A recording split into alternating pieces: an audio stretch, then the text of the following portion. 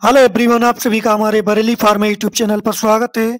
आज का जो हमारा टॉपिक रहेगा वह रहेगा डायबिटीज मेलिटस, जो कि D pharm second year pharmacotherapeutic subject का टॉपिक है और ये एग्जाम में बहुत ही इंपॉर्टेंट रहने वाला है। तो स्टार्ट करते हैं, बिल्कुल इजी तरीके से जानेंगे डायबिटीज मेलिटस के बारे में। सबसे पहले देखते हैं definition of diabetes mellitus. Diabetes mellitus एक क्रोनिक मेटाबॉलिक डिसऑर्डर है जिसमें बॉडी की जो इंसुलिन सिक्रेशंस या इंसुलिन का जो एक्शन होता है इन दोनों में डिफेक्ट हो जाता है, जिससे हाइपरग्लिसीमिया या रक्त में ग्लूकोज का लेवल बढ़ जाता है और इसी को कहते हैं डायबिटीज मेलिटस। क्लियर? यानी कि इंसुलिन का सिक्रेशन या इंसुलिन का एक्शन हमारी बॉडी में जब बिगड़ जाता है, जिसकी वजह से क्या होता है, जो ब्लड होता है उसमें ग्लूकोज का लेवल बढ़ जाता है, जिसको डायबिटीज मेलिटस या फिर हाइपरग्लाइसीमिया कहते हैं। क्लियर? ये हमारी थी डेफिनेशन ऑफ डायबिटीज मेलिटस। अब देखते हैं इसके types of diabetes mellitus. Diabetes mellitus कितने प्रकार की होती है? तो सबसे पहले टाइप 1 डायबिटीज मेलिटस, जिसको हम जानते हैं insulin dependent diabetes mellitus, IDDM। ये हमारा टाइप 1 हो गया। इसमें देखते हैं, इसमें पैनक्रियाज की बीटा सेल्स डिस्ट्रॉय हो जाती हैं। जो हमारा पैनक्रियाज होता है उसमें बीटा सेल्स जो होती हैं वह डिस्ट्रॉय हो जाती हैं, मर जाती हैं, जिसकी वजह से इंसुलिन का प्रोडक्शन नहीं हो पाता। यूजुअली टाइप 1 जो डायबिटीज होती है ये चिल्ड्रन यानी कि बच्चों में होता है या फिर जो ओल्ड एज पीपल होते हैं उनमें होता है। क्लियर? टाइप 1 में क्या होता है, बीटा सेल्स पैनक्रियाज की डिस्ट्रॉय आ जाती है, जिसकी वजह से इंसुलिन का प्रोडक्शन नहीं हो पाता और ये यूजुअली बच्चों में या फिर जो ओल्ड एज के पीपल होते हैं उनमें होता है। अब बात करते हैं type 2 diabetes mellitus, non insulin dependent diabetes mellitus, NIDDM। इसमें इंसुलिन रेसिस्टेंस डेवलप होता है या इंसुलिन का सिक्रिएशन पर्याप्त नहीं हो पाता, यानी कि जितना हमारी बॉडी को इंसुलिन की ज़रूरत है उतना इंसुलिन सिक्रेशंस नहीं हो पाता है, जिसकी वजह से टाइप 2 डायबिटीज मेलिटस होता है। ये यूजुअली एडल्ट में होता है, जो वयस्क होते हैं, जवान होते हैं, उनमें होता है और इसका मुख्य कारण है ओबेसिटी, यानी कि जो मोटापा है वह मुख्य कारण रहता है टाइप 2 डायबिटीज मेलिटस होने का। अब बात करते हैं गेस्टेशनल डायबिटीज मेलिटस। ये प्रेगनेंसी के दौरान डेवलप होने वाली डायबिटीज है। हमारे मुख्य 3 डायबिटीज के टाइप्स जो कि बहुत ही इंपॉर्टेंट होते हैं, ठीक है, टाइप 1, टाइप 2 और गेस्टेशनल डायबिटीज। अब आगे देखते हैं पैथोफिजियोलॉजी ऑफ डायबिटीज, रोग क्रिया विज्ञान। पैथोफिजियोलॉजी में नॉर्मल कंडीशंस रहती है, फिर क्या रहता है, पैनक्रियाज की जो बीटा सेल्स होती हैं वह इंसुलिन को रिलीज करती हैं, जो ग्लूकोज को सेल्स में एनर्जी के लिए यूटिलाइज करने में हेल्प करता है। इन डायबिटीज मेलिटस में क्या होता है, टाइप 1 में बीटा सेल्स जो होती हैं वो डिस्ट्रॉय हो जाती हैं, जिसकी वजह से जो इंसुलिन होता है, यानी कि टाइप 1 में क्या था, बीटा सेल्स जो हमारी पैनक्रियाज की थी वो डिस्ट्रॉय हो रही थी, जिसकी वजह से इंसुलिन क्या हो रहा, उसका प्रोडक्शन सिक्रेशन नहीं होगा, जिसकी वजह से इंसुलिन अब्सेंट रहेगा और ग्लूकोज यूटिलाइज नहीं हो पाता और इसी वजह से ग्लूकोज का लेवल बढ़ जाता है। ये टाइप 1 डायबिटीज मेलिटस की पैथोफिजियोलॉजी थी। अब देखते हैं टाइप 2 डायबिटीज की पैथोफिजियोलॉजी। इसमें क्या होता है, इंसुलिन तो बनता है, इसमें इंसुलिन तो बनता है बट क्या रहता है, लेकिन टिश्यू उसे रिस्पॉन्ड नहीं करती, जिसको हम बोलते हैं इंसुलिन रेसिस्टेंट। यानी कि इंसुलिन तो बन रहा है बॉडी में बट जो टिश्यू होते हैं हमारी बॉडी में वह उसको रिस्पॉन्ड नहीं करते, जिसकी वजह से ब्लड में ग्लूकोज का लेवल बढ़ जाता है और इसी वजह से टाइप 2 डायबिटीज मेलिटस होती है। बात करते हैं रिजल्ट की, हाइपरग्लाइसीमिया होती है, जिसकी वजह से ग्लाइक्यूरिया होता है, यूरिन में शुगर आता है, पॉलीयूरिया, पॉलीडाइपेप्सिया, पॉलीफेजिया और वेट लॉस, ये सभी रिजल्ट देखने को मिलते हैं डायबिटीज होने के बाद। अब बात करते हैं इसके कॉजेज की, यानी कि इसके कॉजेज क्या हैं।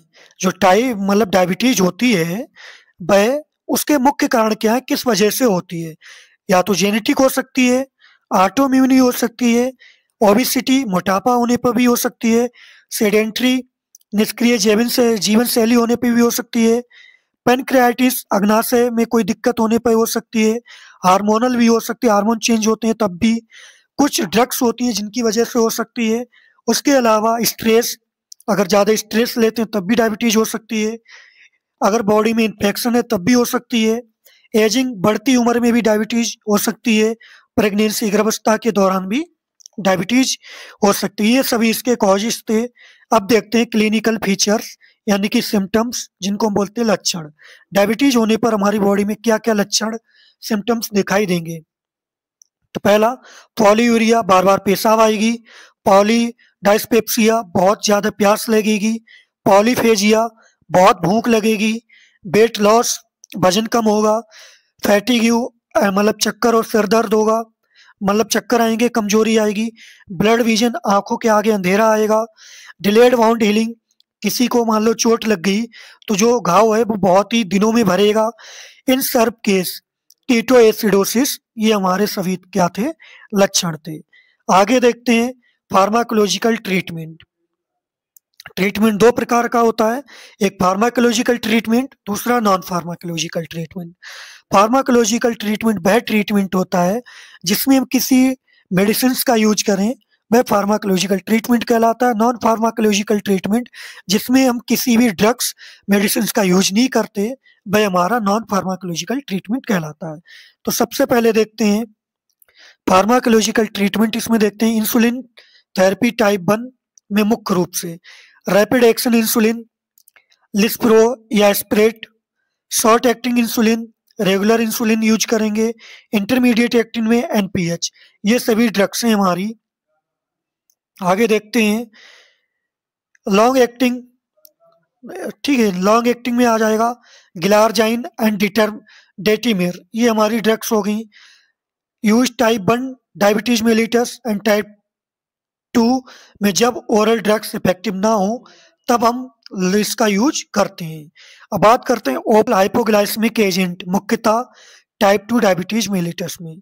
इसमें हम जो सबसे पहले ड्रग्स यूज करेंगे वह कौन सी करेंगे, सल्फोनिल यूरिया। सल्फोनिल यूरिया में कौन कौन सी ड्रग्स आती है, एग्जाम्पल में ग्लाइमिप्राइड, ग्लाइपिजाइड, ये हमारी सल्फोनिल यूरियाज की ड्रग्स हैं।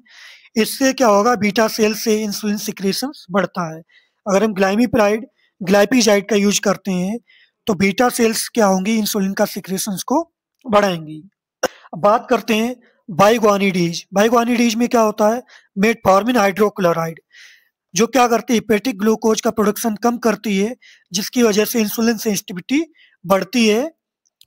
थायाजोलिडीन डोइंस की ड्रग की बात करें तो इसमें हमारी जो ड्रग्स आती है वह आती है पियोग्लाइटाजोन। पियोग्लाइटाजोन क्या करती है, मसल्स और रेडिपोज टिश्यू में इंसुलिन की सेंसिटिविटी को बढ़ाती है। नेक्स्ट कैटेगरी हमारी नेक्स्ट जो कैटेगरी रहेगी वह रहेगी DPP4 इनहिबिटर। ठीक है, इसमें ड्रग्स की बात करें तो सीटाग्लेप्टिन, बिल्डाग्लेप्टिन आती हैं। ये क्या करती हैं, सर्टेन हार्मोन्स की एक्टिविटी को बढ़ाती है, जिसकी वजह से इंसुलिन का सिक्रेशन बढ़ता है और ब्लड में ग्लूकोज का लेवल घटता है। नेक्स्ट कैटेगरी की बात करें तो SGLT2 इनहिबिटर। इसके एग्जाम्पल की बात करें तो डापाग्लाइफ्लोजिन या फिर एम्पाग्लाइफ्लोजिन। ये क्या करती हैं, ग्लूकोज रिजप्शंस को किडनी में इनहिबिट करती हैं, जिसकी वजह से ग्लूकोज यूरिन से बाहर निकलता है। क्लियर। अब बात करते हैं नेक्स्ट कैटेगरी की, अल्फा ग्लूकोसाइडेज इनहिबिटर्स। इसमें जो ड्रग आएगी वह आएगी एकार्बोज। ये क्या करती है, इंटेस्टाइनल ग्लूकोज एब्जॉर्प्शन को डिले मतलब धीरे करती है। नेक्स्ट क्या रहेगी, non pharmacological treatment. Non pharmacological treatment में प्रॉपर डाइट मैनेजमेंट करेंगे, यानी कि कम कार्बोहाइड्रेट और हाई फाइबर के फूड कम खाएंगे, रेगुलर एक्सरसाइज करेंगे, वेट रिडक्शन मतलब वजन कम करेंगे। उसके अलावा avoid smoking and alcohol, smoking और अल्कोहल से बचेंगे। रेगुलर ब्लड ग्लूकोज मॉनिटरिंग करेंगे, मतलब ब्लड में जो ग्लूकोज है उसके रेगुलर उसका टेस्ट करेंगे। अगर वीडियो पसंद आई हो तो लाइक, शेयर और सब्सक्राइब जरूर करें। मिलते हैं अगली वीडियो में। Thank you.